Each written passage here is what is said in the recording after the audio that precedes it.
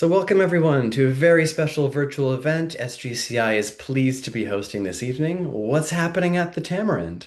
I'm Miles Calvert, president of SGCI, and I'm joined by many of our volunteer board members and members of the organization. Thank you very much for being here.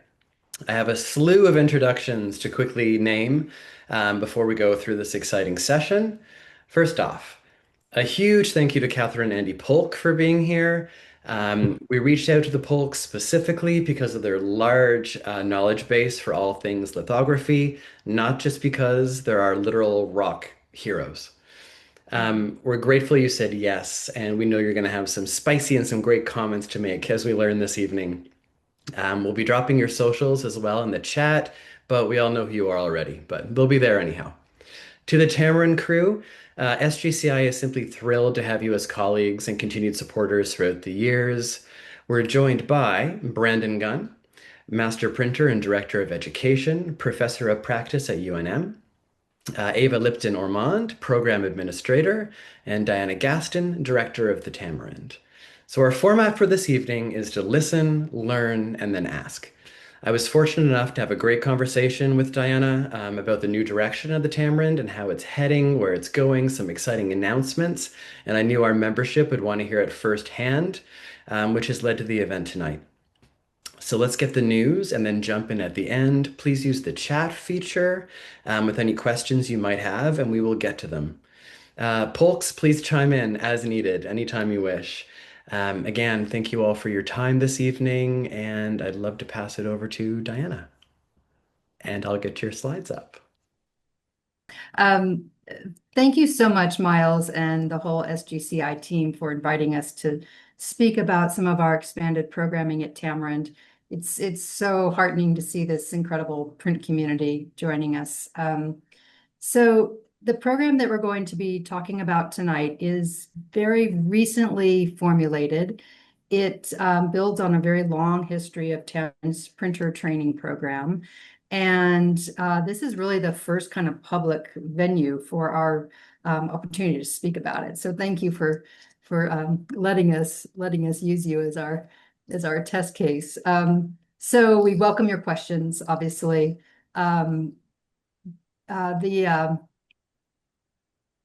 The program we're going to talk about tonight, I'm going to give just a very brief intro to Tamarind's printer training history, kind of what we're basing some of this new programming on, and then I'll turn it over to Brandon Gunn, who's our education director and really heads up the training, to talk about it in much more detail.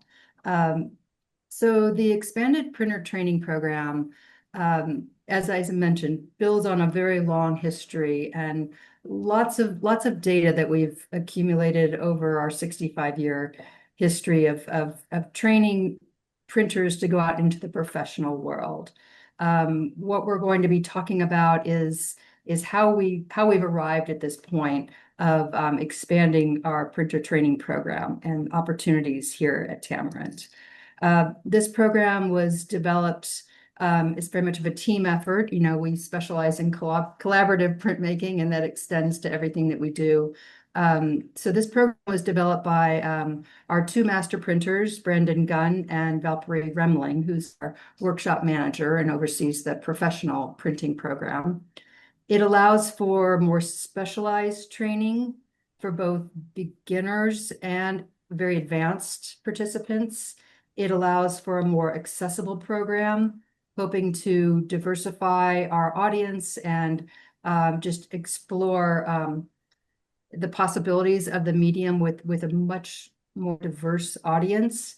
And the training that we will be implementing will allow 1 year for this very intensive series of workshops and 1 year for our existing printer training program, kind of an alternating interim schedule. And that will provide our master printers with critical time for research and outreach and conducting workshops in the field. So it's based on not only a need that we see within the print community, but also a very urgent need within the larger print world to provide um, materials that are consistent and tested and reliable and relatively easy to source. Um, so this is our current location. We're in Albuquerque, New Mexico. We're very fortunate to be part of the University of New Mexico, which automatically gives us an educational arm. We are in a building that was the first IBM building on campus, first occupied by IBM and then later transitioned into a school for architecture. And we were fortunate to be able to work with a New Mexico architect to build it from the ground up, or rather gut the interior space and then build it from the ground up. We have a professional workshop that's divided into two kind of equal sections, an educational space and a professional space with our stone storage in between, a gallery, library, offices, and an apartment for our artists in residence. So if you go to the next slide, um, basically, this history of our printer training program it's such a unique program. We really pride ourselves in being the only training program of its kind in the world. But it has gone through many renditions, and we are constantly trying to improve it and respond to the field, the current economy, the interests and kind of skills of artists and printers, and to make sure that we maintain a robust and sustainable program. So just looking back, this is a very brief outline. Our program started in 1960 as the Tamarind lithography workshop. Immediately off the bat, an integral part of that workshop program was to train professional printers. It was established by a cohort of three brilliant artists and printers, June Wayne, Clinton Adams, and Garrow and Tresian. Basically, it was a program that students came to participate in this completely independent venture, and contracts were renewed or terminated every 3 months. So it was a very competitive, high-stress environment where printers, I should say, were learning through observation and hands-on experience, and lots of great stories from that era. In 1963, the workshop recognized that more specialized training was needed before the students would come to Los Angeles to train. And that was put under the direction of Garrow and Tresian, who was at that time at Heron. And he established what we refer to still as a boot camp. That was a very intensive 2 to 8 week program where he brought students in and geared them up to be ready to go to the workshop and begin printing like as soon as they got there. In 64, the basic training course the boot camp course was relocated to the University of New Mexico. And that's because Garrow and Tresian was by that time on our faculty at the university. And that kind of explains how we ended up in Albuquerque. In 1965, a more formal program structure was adopted with 4 levels of training or accomplishment. An 8-week basic training course, a candidate printer, an assistant printer, and a senior printer. In 1970, we relocated to the University of New Mexico. We renamed ourselves Tamarind Institute, and we became very closely aligned and completely affiliated with the University of New Mexico. In 1972, we established a separate studio for printer training, and that was headed up by John Summers, who you see here at the press. He was our first technical director within the new venture of Tamarind Institute. It was the first time that a separate training area was established rather than having all the artists working all together, both publishing artists and student artists. It was the first time that the workshop was essentially created kind of a mirror image with educational training and professional printing.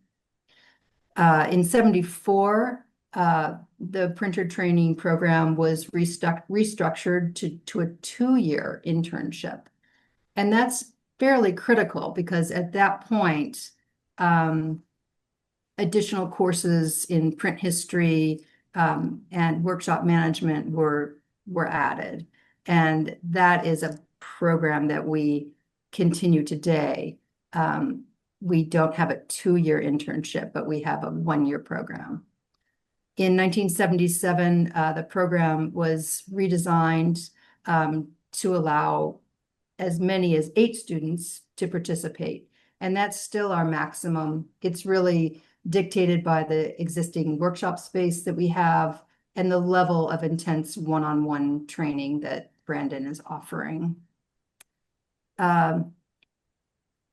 In 1983, the professional printer training program was not offered for that full academic year, 83, 84. In 84, the workshop program resumed, the training program resumed, and it was truncated into a 1-semester program that primarily provided technical training. The master printer training program, which we continue today, remained unchanged. And in 92, a 2-semester training program resumed, recognizing that we could not possibly fit everything that we are teaching into 1 semester. And for any of you who've gone through a program, I mean, it's almost comical that it was achieved in a 1-semester program for that period of time. So some of our more recent changes or kind of introductions are in 2024, Brandon Gunn introduced a 1-week concentrated workshop for educators. And we still offer a 1-month summer workshop. And Brandon will be speaking more about that. But in 2024, we recognized that there was a demand for shorter, more intensive workshops for people who couldn't get away for a full month, but could come for 1 week. So that was a good testing ground for that. In 25, just this past summer, we had a Getty paper project grant that allowed us to bring early career curators and scholars to participate in a hands-on workshop in lithography, recognizing the need for well-trained and curators who are well-versed in the language of lithography and the medium of print. And so many art historians get all the way up to the PhD level without any kind of hands-on experience of these materials. So it was a really critical workshop to accommodate this segment of the population. And then in 26, starting with next summer, we will introduce an intensive series of 1-week workshops for beginning and advanced participants. So all of this to illustrate that we have tried this format for printer training in many different ways. Some of our current workshop model, the 1-week workshop model, is based on some of these very recent experiments, if you will. So it's a program that we steward very carefully and learn with every single year. Students come from around the globe to study with us, and we are very cognizant of the sacrifices that they make to get here and to be here and to commit themselves for a full year. Not everyone can do that. And we're recognizing across the board that the field is needing some more specialized training, building on what universities are offering, preparing students to succeed when they get here, and making the program more accessible. Um, that in tandem with our need to conduct very high level research for materials such as inks and other materials that Brandon will talk about, is really critical for the field, and we feel that we're in a position to do that. So that's my intro, and I'm going to turn this over to Brandon Gunn, and we'll answer your questions very happily at the end. Okay, I'm gonna try and spice this up because nobody needs to see my face for this long. So I prepared some slides, and I am a fast talker, and I'm gonna go through them pretty quickly, so that I can hold your interest here.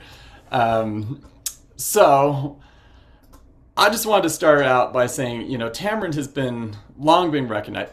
First of all, can you guys see the slides? Did I do Yeah. this right? Okay. So Tamarind's long been recognized as a leader in many areas of lithography and printmaking.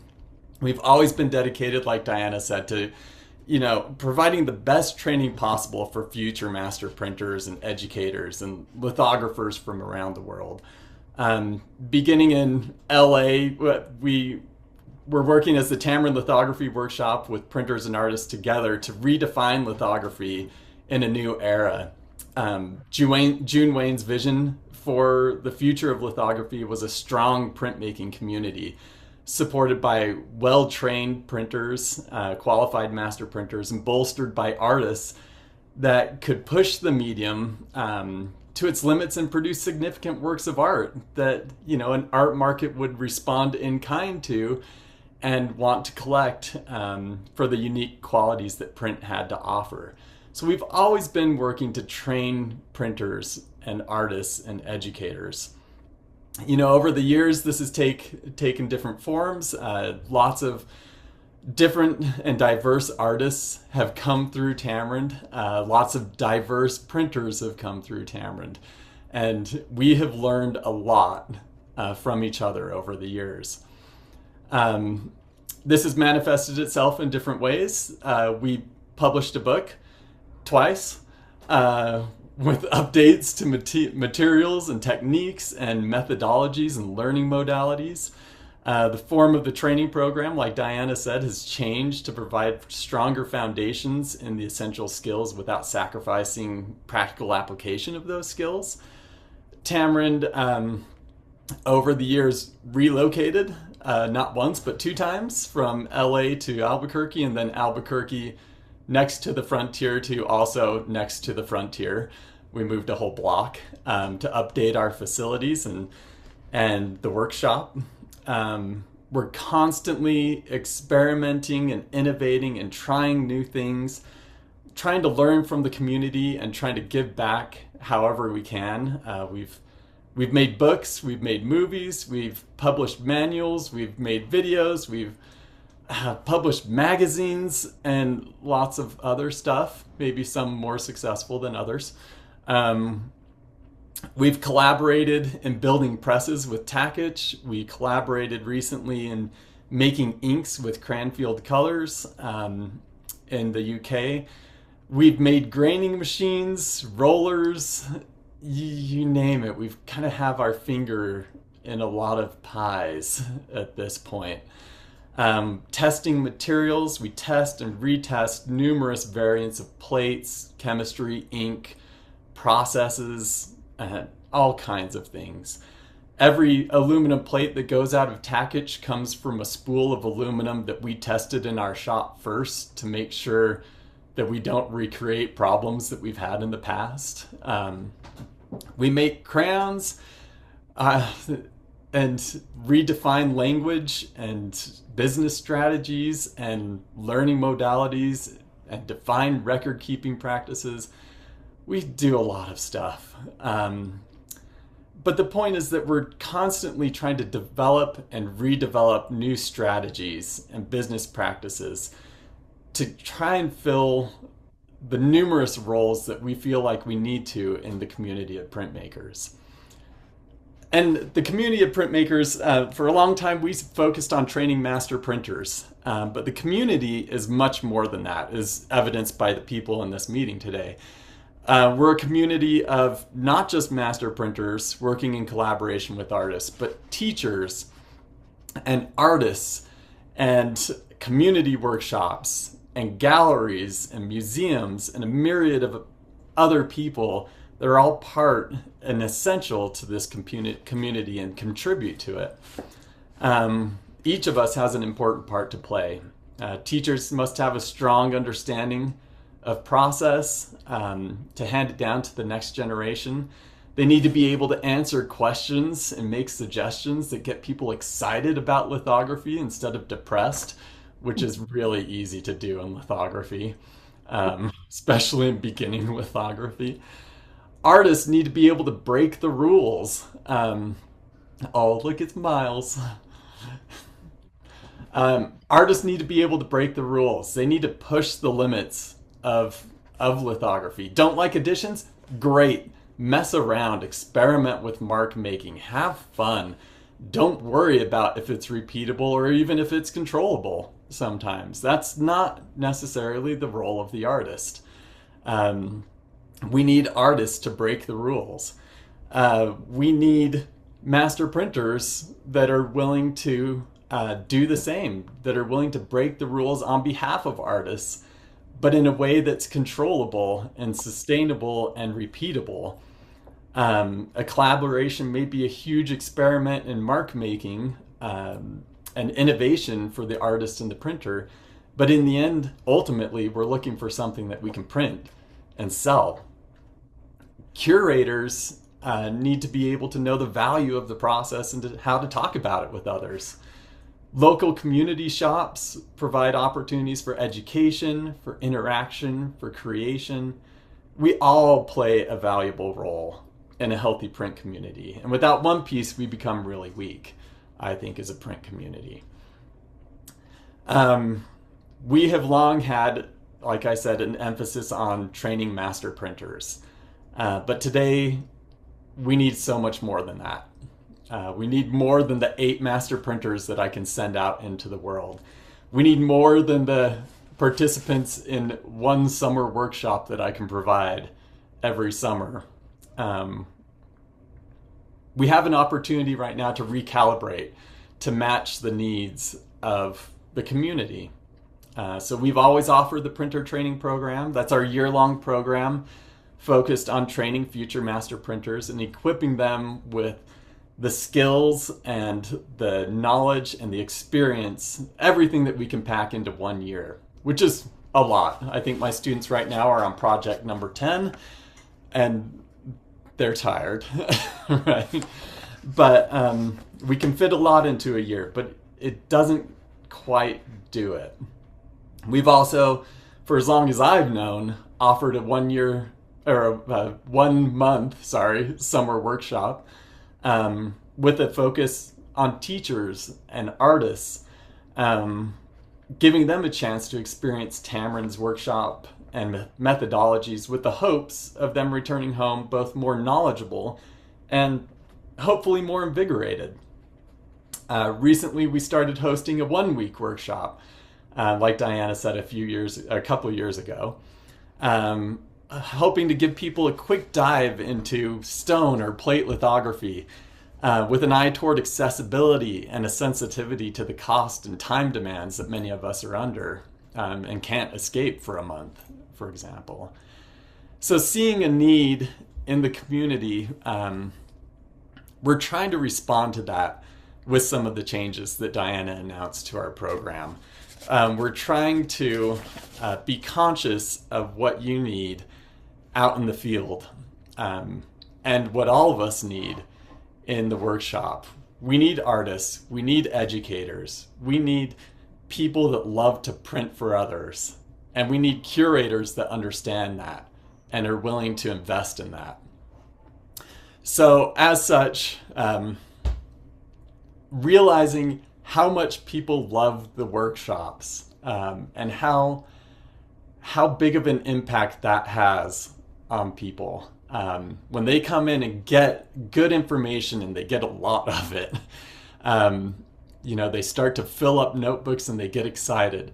Seeing that response to workshops is in part why we've chosen next year to offer this series of 8 one-week workshops.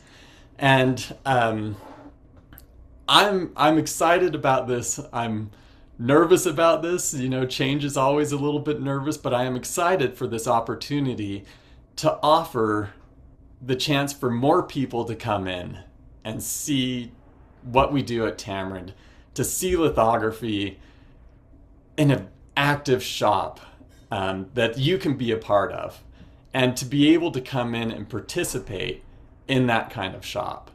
There are a lot of things to learn at Tamarind. There's a lot to be offered. I think very little of that is gained from reading the book. Oh, that's a terrible thing to say. Sorry, Diana. You can only get so far by reading a book. And it's different to be able to come in and see it in action and to interact with somebody who has done all of that and loves every bit of it. We're total nerds here, and we're proud of that fact. We always say when we teach you to sponge, you should look a little bit stupid. If you look too cool, you're not doing it right. And that kind of goes for our whole ethos in the shop, is that we don't care what we look like. We care about what we're doing and what we make. So we've lined up a series of workshops.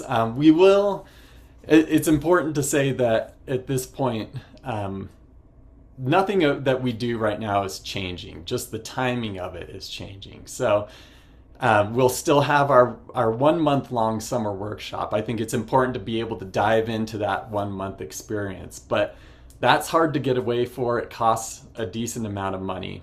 And so these 1 week workshops we're hoping can fill the void and maybe reach a more diverse group of people.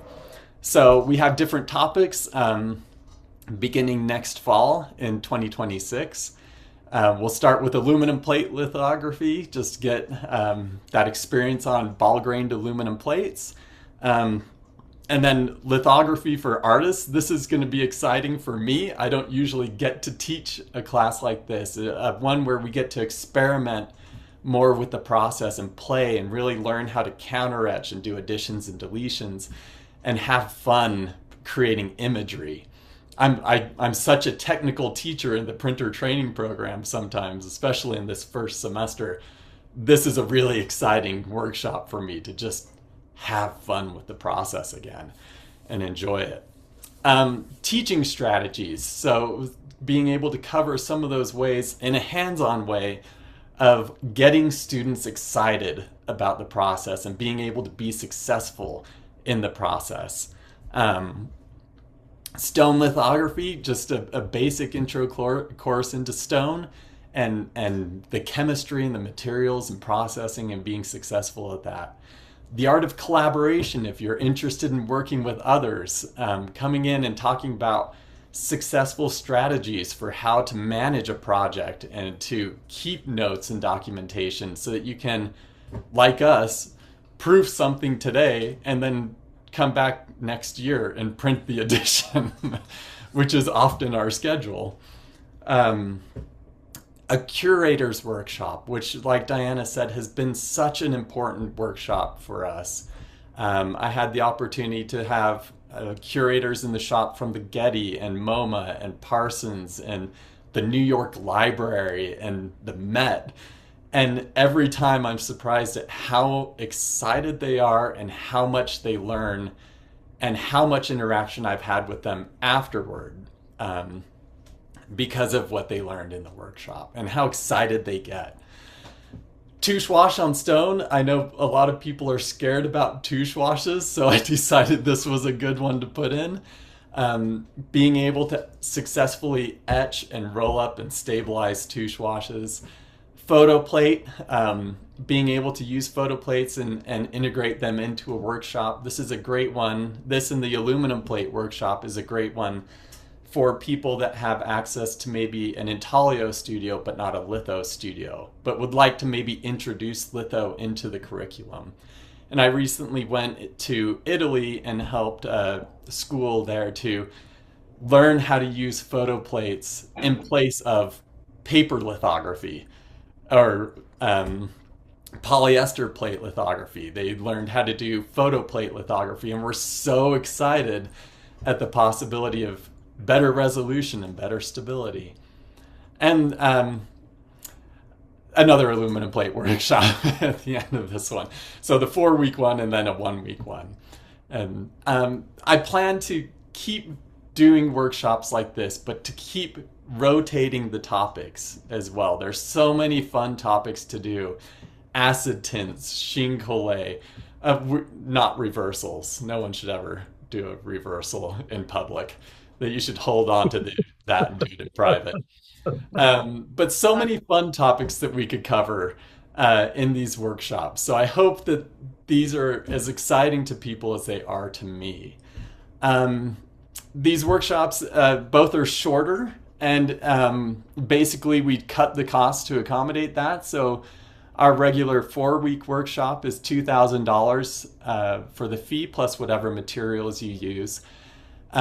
These shorter workshops will be $500 plus whatever materials you use in the workshop. So hopefully that's more affordable. 1 week away, I'm hoping that teachers can maybe escape from classes for a week and students can be able to afford this so that they can come and have a different experience in lithography. I know my experiences in lithography, I learned something from every shop that I've been in. And my shop is currently a reflection of all of those shops that I've visited and worked in and been a part of. That experience is so important for us, I think, to continue to have throughout our careers. So this is an attempt to be able to do that and to cater to both beginners and those who may be more advanced, those who are looking to be master printers or focus on their art or really work on their education and their teaching abilities. You know, we're trying to recognize that there's more out there than Tamarind's been able to accommodate in the past through these programs. Blah, blah, blah, blah, blah. I feel like I should put up due dates at this point, right? So there'll be 2 kind of application periods for this. Regularly, our applications are due on January 15th. This will cover all of the workshops that are happening in the fall of 2026. So January 15th, 2026 will cover all the fall workshops. And then an August 15th deadline for all of the 2027 spring workshops that would happen. And then we'd go back to our regular deadline of January 15th, 2027. And that would be, the year after all of the workshops, we're going to do our printer training program again in the fall of 2027. So those will alternate a workshop year with research and me being able to go out and travel and maybe come to your school and do a workshop or a demonstration or show prints. Things that have been really exciting to us. We have had great opportunities lately along these lines. Recently, I was able to go to Japan and meet the community of lithographers in Japan and to show them prints that we've done at Tamarind. I thought I was going in to meet 4 people, and I ended up with 40 lithographers from all over the region. And I've had great experiences with opportunities like this in Boston and Indiana, all over the country, Texas, and in a few other foreign countries, Italy, Japan, and other places I've been able to go recently. We've sent printers down to South America to do a tour and all over the world. Tamarind has a network of about 400 graduates that we would love to send to your school to do a presentation. And we've had a lot of fun doing that. We've left all my slide notes in here. Sorry about that. We've gone to Cranbrook and done presentations there and had a great time.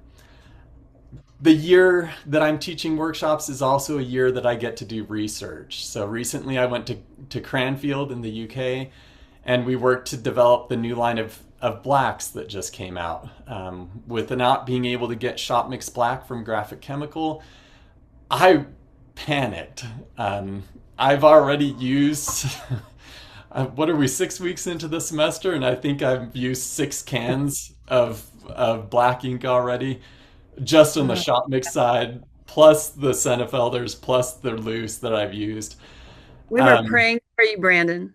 We were hoping you were doing what you were doing, but sorry, didn't mean to interrupt. No, that's all right. This was really selfish self-preservation for my shop at this point. So when I went out and did this last June, I came back and got to test those inks for the last year, and it really was what kept my workshop alive during that year. But being able to do things like that are opportunities that I'll be freed up. The PTP is so intensive to teach as well as to take that I don't often have opportunities to go learn how to make ink and develop new ones. Or on this same trip to go to the Somerset factory and talk to them about their molds for the large 30 by 44 sheets of paper that had lines going through them. Things like that, being able to work with chemists to talk about ink with Paul Lee here and Michael Crane are really important things for me that I feel like I need to do to help sustain the community, to do my part. Instead of just pumping out master printers, I feel like Tamarind has a rich history in developing these materials and programs and being able to continue that. Going to the Getty and talking to them about Radon prints, where they were doing research into him doing transfer lithography, but didn't really know what that mark looked like.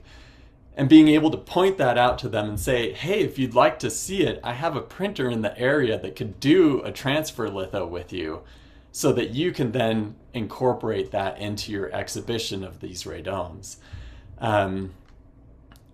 Helping shops. I'd say relocate if I didn't absorb all the stones when I go help to do this, but absorbing beautiful stones on my part. This monster 5 foot by 4 foot stone that made its way back into the shop, but being able to help people set up shops. I've done that numerous times as well, Indiana and Idaho, and just got contacted by a school in Texas about questions of how to set up their shop so that it's more efficient and user-friendly. These experiences and this research is really important for me. Finding out what inks they used in Japan, which is a very insular community. Where were they getting their materials from? And are those materials good? Learning that they have an ink maker there was really interesting for me. And learning how those inks work is an important part of research.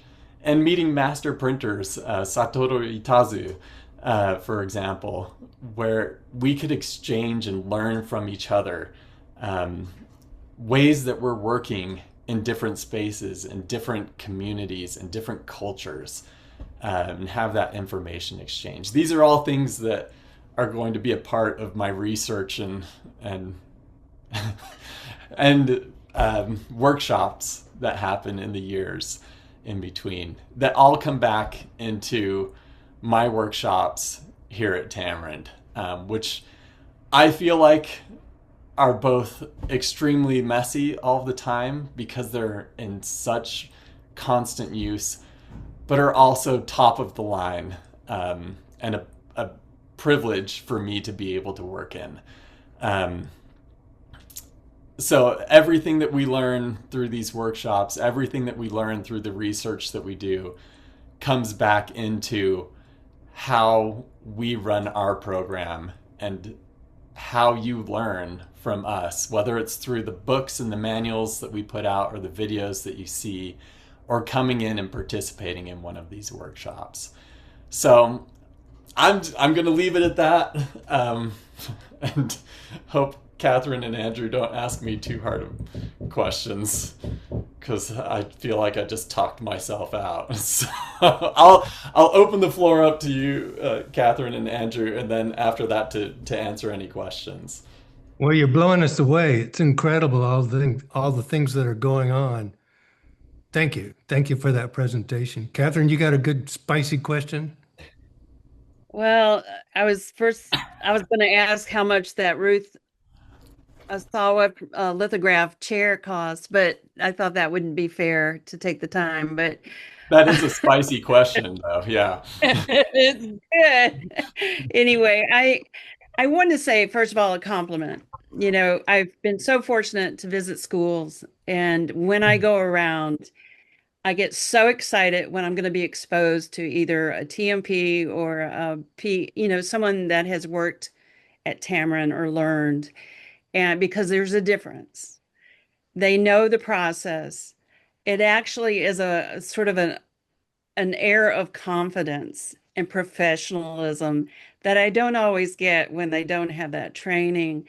And so it speaks very highly, the ones that have gone even through the summer programs, great benefits that go back to the institutions, which I think you're really to be commended for that. I mean, just the temperament. When things can go wrong, I'm sure they don't go wrong for everybody, but they can go wrong at Elvis Press. But it's like their temperament just calms the waters, like everything's going to be okay. All right, I'll jump into, I think COVID wreaked havoc on us as far as our supplies, and I panicked. I literally panicked over the ink. And we were scrambling, and there was hoarding going on. You know, there was a black market of 2244, and it was sort of like, you know, I was paying $200 for a can, you know. Whoa. Whoa, that's spicy. Okay. I mean, That that's wasn't my idea. yeah. Well, I don't think you knew about it. But No, I anyway, didn't. but I just want to say I think it's important that we have access to experts. A part of what I wished, and I think Diana may have addressed this at some point, it's sort of a quality control. I think we look to Tamarind to help us with our judgments. You know, we can't be out there as much as you're experiencing. Even, you know, we do a lot of litho, but you cut through a lot of the chaos that's going on and you help us. It's sort of almost like a good housekeeping seal of approval. And it's important to us. And you have to stay here for the rest of my life. You don't have a choice. So we need you so much. And I have always just gotten chills on my back when I know I'm gonna get to hang out with a TMP. It just, you know, even Paul Croft, I mean, he changed my life. Talk about tush washes, pull that stuff out of his alphabet. I don't know if you guys knew Paul, but he's a lot of fun. Anyway, Can I ask a question sooner or later? oh yeah, I'm so done. Bless, yeah, bless your heart. I'm so You sure you're sorry. All done? right. Okay, I Yeah, don't I'm want to cut you off. Uh, those one-week workshops are really cool. And I really loved what you said about experimentation. I also want to tell you, I hadn't heard about the curatorial project or the Getty Paper Project. That's incredible. That's really wonderful. And one of my issues, one of my concerns is, I taught printmaking and including it in that as lithography for almost 40 years. And I worry a lot about what happens to our students when they graduate. Tamarind has done a whole lot to kind of, pave the way for printmaking and lithography in particular in university programs. But one of the areas where there's room for improvement, and I don't know what Tamarind could or should or would want to do, but increasing options for our printmaking students when they get out. So the reason I'm saying that is because you kind of hit that button with the curatorial project. Because if we can widen the audience for people that like prints, that's going to help the printmaking students, and that's good. So I just wanted to say that's cool to hear you're doing that, and I think it's going to mean a lot. I also wanted to just ask, and maybe I'm out of line, so Miles, you can like cut me off if you need to, but I guess I've got the idea that possibly Tamron could be a major part of a future SGCI meeting. And if that's the case, I would be so excited about that. That would be just so incredible. Uh, all the different kinds of panels that could go on that have to do with the things that you do, the things that the people in the university and professional art schools do. Uh, it could be really, really pretty wonderful. And an exhibit, a Tamarind exhibit at a SGC meeting would just be, and a walkthrough would be incredible. And Diana talked about, their stories. Oh, wouldn't it be incredible to just sit down with some Tamarind printers and hear their stories? I mean, all of that stuff is just blows my mind. So if there's any possibility that Tamarind could be a part of an upcoming SGCI meeting, let's go for it. I We're don't know if you certainly can game. see, sorry, I don't know if you can see the faces of some of the board members right now, but as soon as you talked about that paper project, um, we're hoping and planning for the 2027 conference to really target curators, archivists, and collectors, and that's right up our street. Looks like Oh, we have a little bit of planning to do. Yeah. And actually, it builds on a program that was in place in the 60s at Tamarind Lithography Workshop in Los Angeles.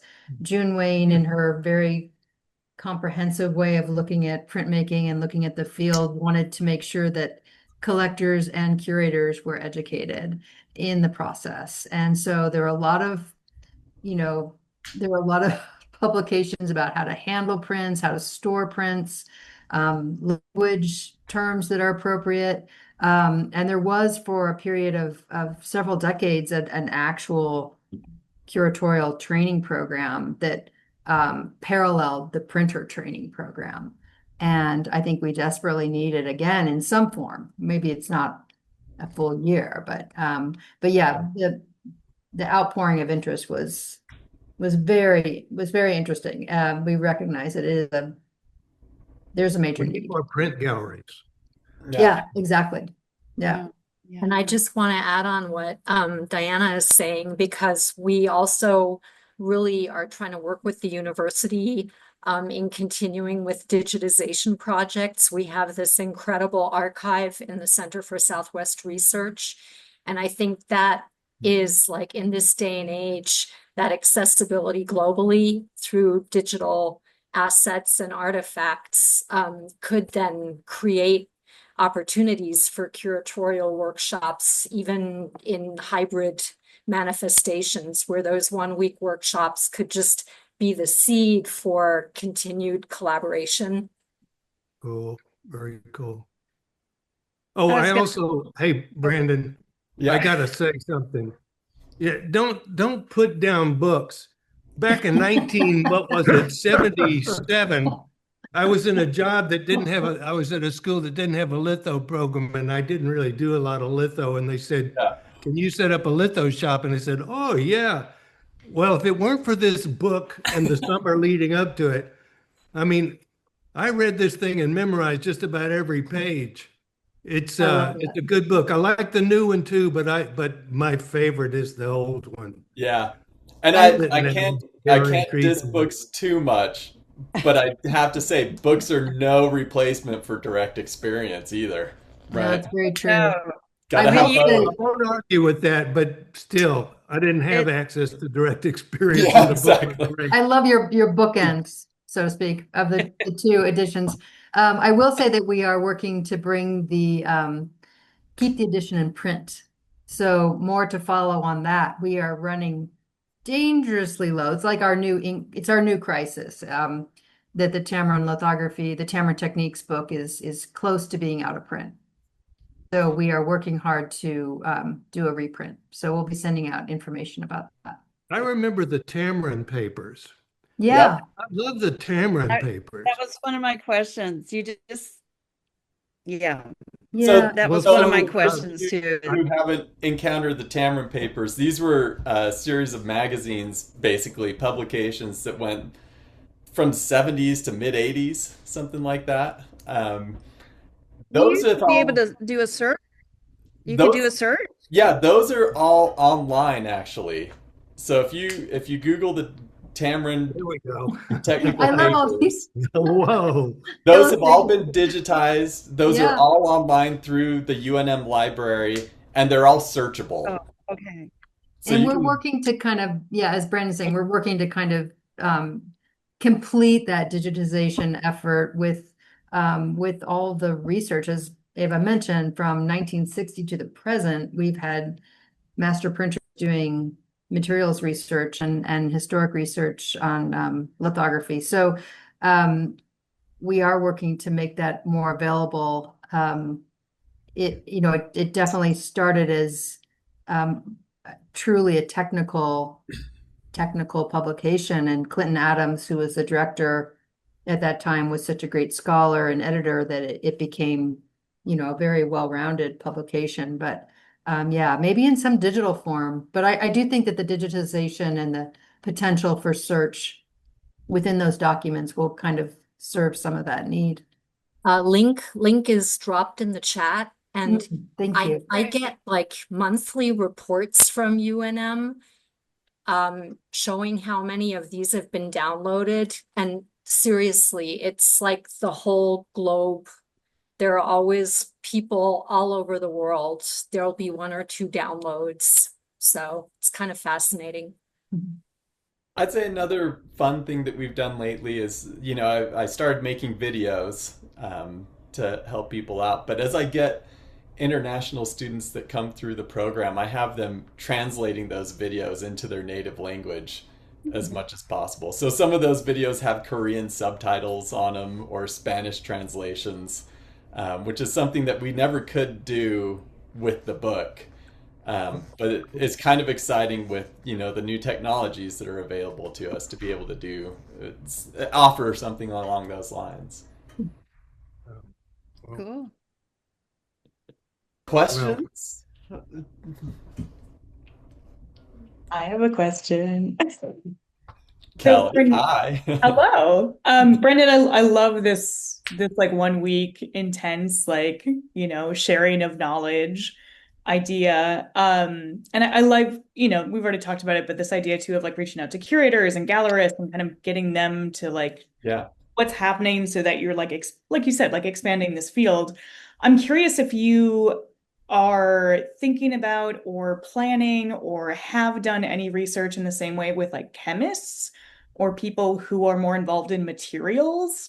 Like I'd love to take like a 1 week, like, hey, this is how you crayon make. This is what ink is. This is, Oh, and make a yeah. bunch of like nerdy, material people, because we both know Richard.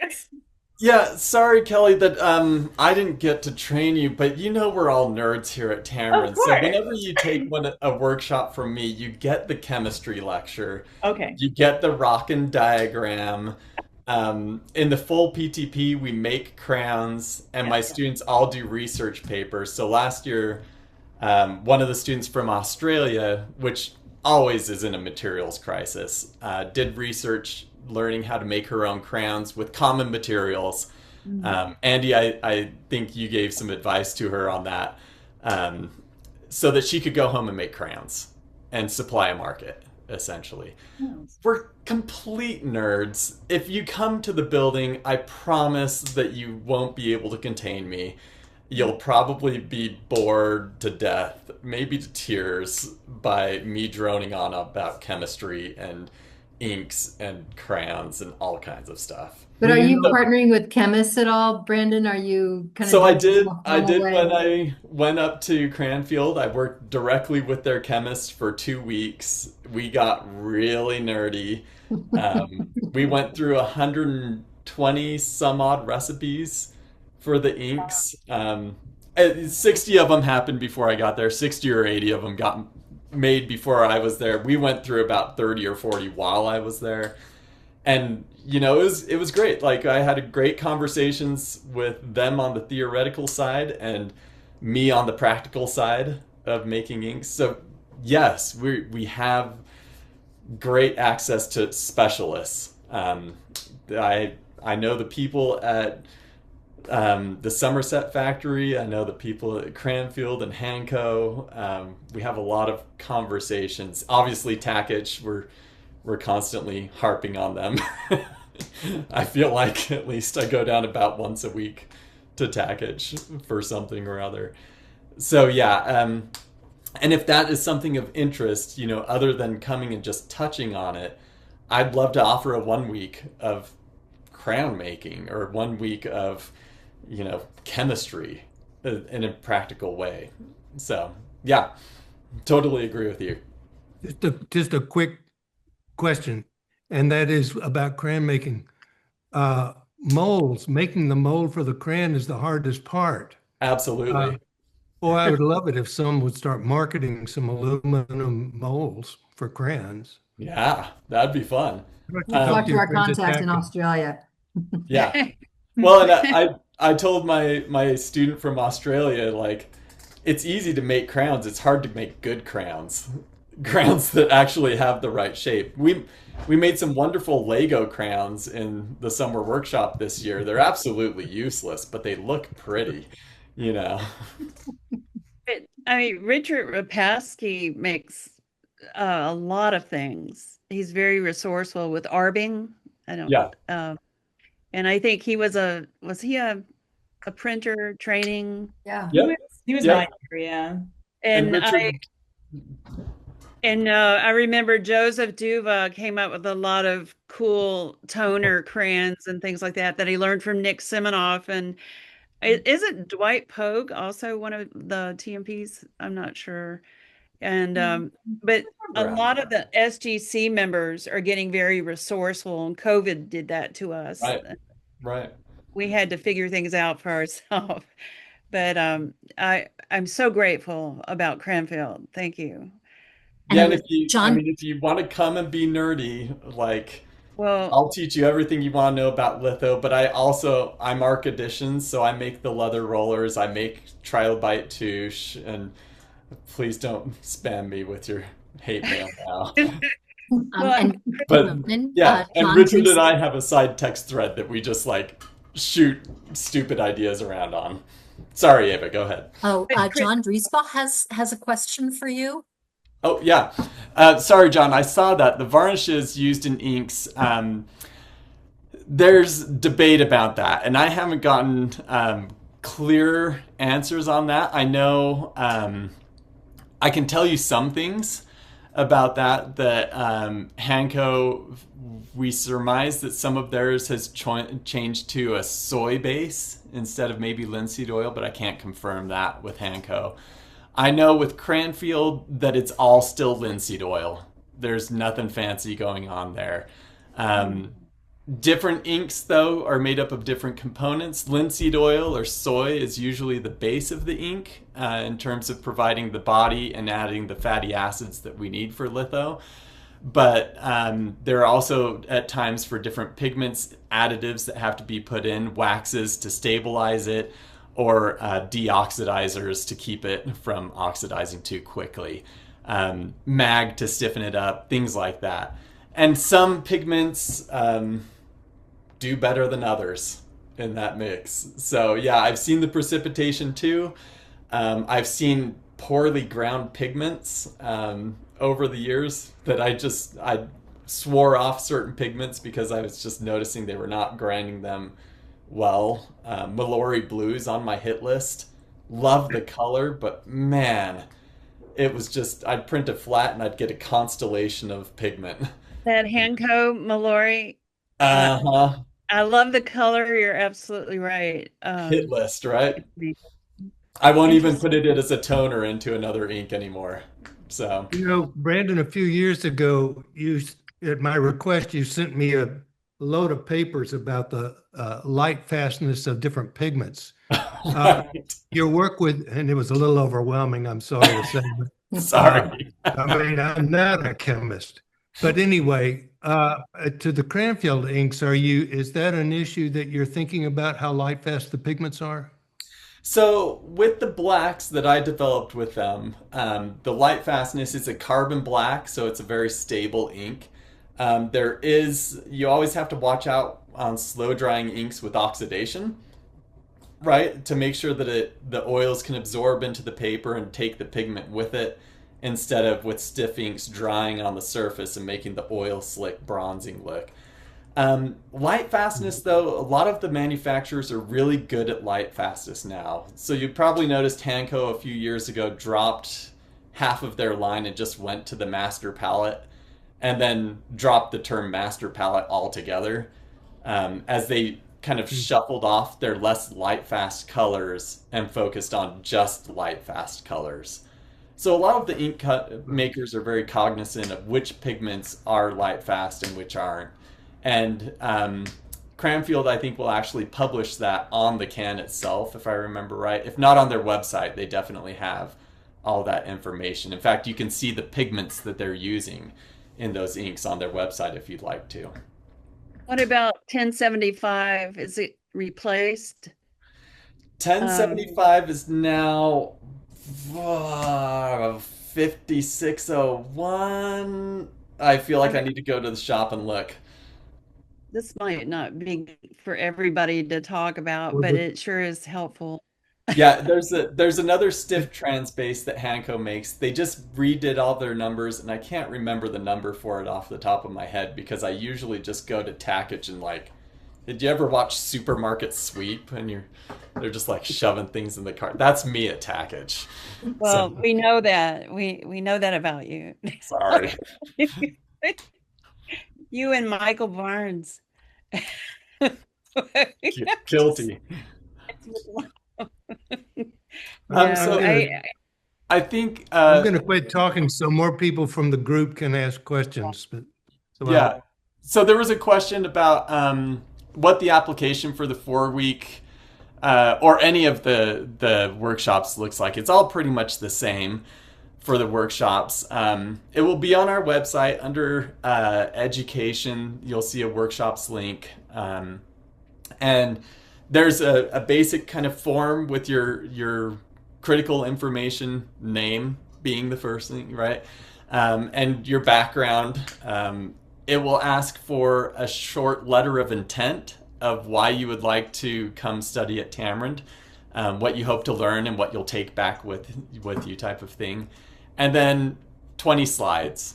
So I'd say in all, it's a pretty easy application process. You don't have to be a lithographer. Again, this is for people of all levels. So I often am a sucker for someone that says, oh, I'm teaching at a university. We only have intaglio, but I'd like to offer litho. Oh, that's just like, melt my heart. You're in. I love it when people want to do litho, So I really look at those letters of intent. If you don't have 20 slides of lithographs, I could care less. I'm not judging you on your skill level for most of these. So 20 slides of your work is all I need, whatever that may be. So application form, letter of intent, 20 slides.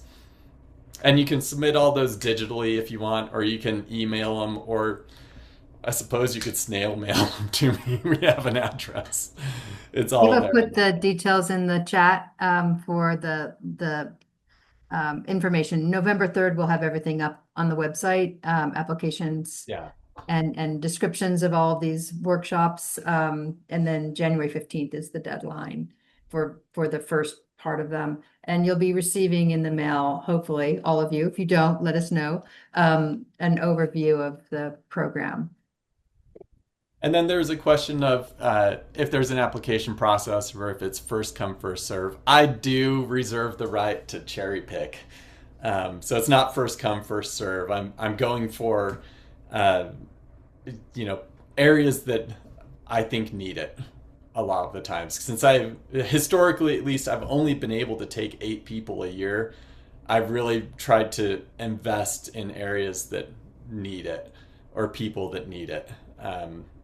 And what you might have to try and interpret what I think need means in that course. Don't let that dissuade you from applying.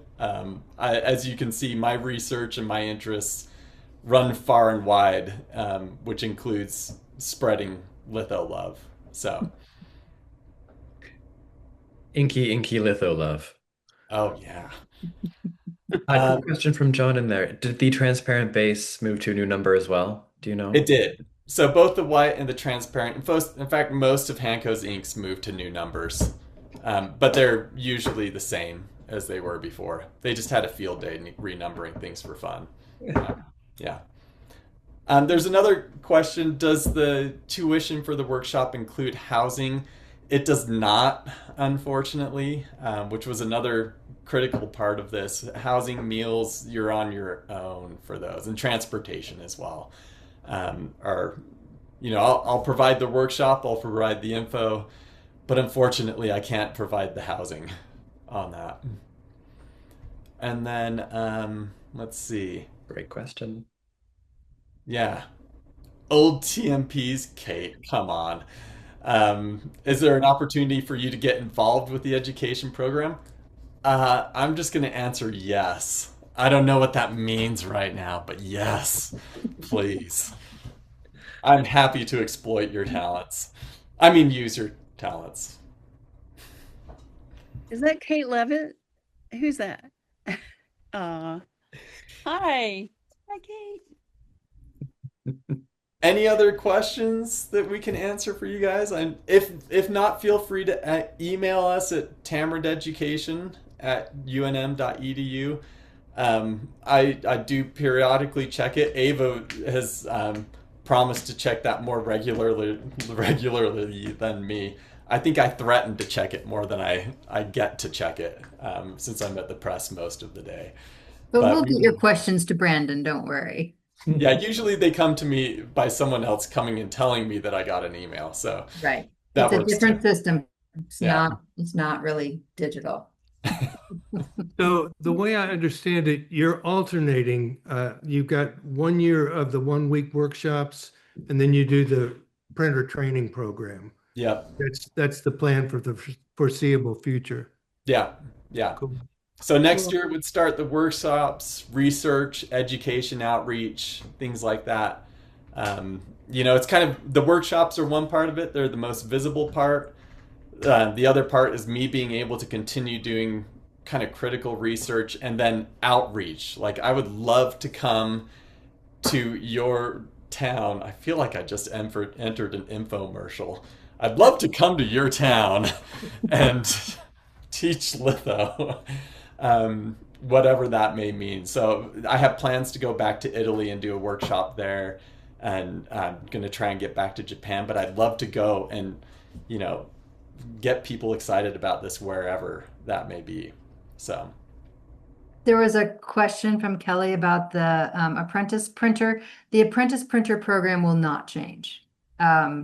So what we call the apprentice year is a second year of training after Brandon's provided all the foundational training and kind of an understanding of collaborative printmaking. One student is selected to go to the professional side and work with our master printer for a year. We're actually, just to make the calendar work, we're actually extending that program to not make it just 1 year, but like, I think it's 18 months. yeah. And then the additional thing that we not talked about is that we will select a student from Brandon's PTP year to be what we're calling a TEF, a Tamarind Education Fellow. And that fellow will help Brandon execute these workshops and conduct research. So really, we're kind of expanding the advanced training of Tamarind. We're just making it an alternating year system. Now, what about your publishing program where you bring in artists and print their work? Will this continue, or will that? Oh, yes. Enforce. Absolutely. Yeah. Yeah. And in fact, provide our master printer, Valkyrie Remling, who wasn't able to join us for this call, with the same kind of critical time for research and planning. But yes, our publishing program will continue in full force. Cool. Absolutely. Out of necessity. I'm the selfish person in the studio. The publishing program funds everything. It fuels everything we're talking about. Yeah. Yeah. And shows what litho can do, frankly. Hopefully establishes a standard of lithography that we want to inspire people. Well, and it also, for instance, with the Getty Curators Program, having those curators see what they could draw from in the Tamarind collection, and even come and co-curate at Tamarind, it just opens up a lot of opportunities and sets a great precedent for future curator workshops, I think. Yeah, and scholarship, continuing scholarship amongst the academic and museum community. So, Yeah. I've got all the warm fuzzies right now. I don't know about everyone else. Are there any questions from the board? Quite a few of us are here, or anyone else for that matter. Oh, hey, maybe we should go back and actually answer Andrew's question from before about Tamarind hosting SGC, which is, let's say we're in negotiations. Good way to put it. That's the best way to put it right now. It is there's in a lot the of interest here. I mean, I yeah. think it's always been a wish of ours too, the Albuquerque community to host it. So it's something we're certainly game Yeah. to talk about. I think there'd be a lot of interest. Yeah. I think you're right. And Hey, Blaine. let's get us through Pittsburgh first. You gotta come to Pittsburgh. Exactly. That's your game, Kelly, right? But You're there are a lot also- of You can all stay in my house. It's fine. We're And good. you're also moving to an alternating year, is that correct, for the conference? Yeah. Very there- wise. there are a lot of young bloods, as I call them now, that are up and coming lithographers big time. And that's as strong as it ever was. So Encouraging to hear. yeah, so I'm saying there's a legacy, but yet there are a lot of new people and they're serious. Mhm. And they're cool. I It's a they're special doing breed, some isn't good it? stuff. Well, I think the more too that we go into like animators and people who are sitting at their computer all day, you get them in front of a stone and it's pure magic. And Yeah. they're like, I don't have to stare in front of a screen all day. It's true. I respond to that. Yeah, we very deliberately invite artists from all disciplines to work with us. So we just recently finished a project with Raven Chacon, the Pulitzer Prize winning composer. And he made a lithograph that's a map and a score. And it really was exciting to work with somebody so far outside the discipline. And so yeah, that has actually been fundamental to our mission all along, is to bring in artists who are not well versed in printmaking and see what they bring to the medium. Yeah. All right. It feels like the time. It feels like the time. Thank you. Wow, that was fantastic. Thank you so much. It's kind of exactly what we wanted to happen tonight, and we feel very lucky that we get the first knowledge of all these exciting plans that you have. Obviously, it's recorded, so we'll get it out there to our members as well. Just another thank you again to Catherine and Andy for your time this evening and helping us keep it a little spicy with the questions we knew you would have. Thank you very much. To Diana, Ava, Brandon as well. Always a pleasure. And I know we have some future conversations to have for the Tamarind and SGCI collaborations. Thank you for championing lithography for us as well. Like, we need to represent that, obviously. Um, a final plug, and then I'll stop talking for tonight. Um, a reminder, tomorrow, 8:30 p.m. Eastern Time, 5:30 p.m. Pacific Time, because we work 24/7 at SGCI, apparently. Join us for a talk with Proyecto Assays director Alicia Candiani regarding our upcoming collaboration offering a 2-week micro residency in Buenos Aires, Argentina. That's right. So during these years where we don't have a conference, we were doing everything virtual, including some in-person exhibitions, excursions abroad. We're focusing on the I for SGCI, right? We need to give our members something more than just a conference every 2 years, obviously. So please come and ask all of your questions. This is happening in March in 2026. I am putting a little link really quickly right there. SGCI members, huge thank you. Please spread the good word for what we're trying to do to help us recruit. And if you want more virtual programming like this, let us know. Send us an email. We only exist because of our membership. And if we don't have members, we don't have an SGCI.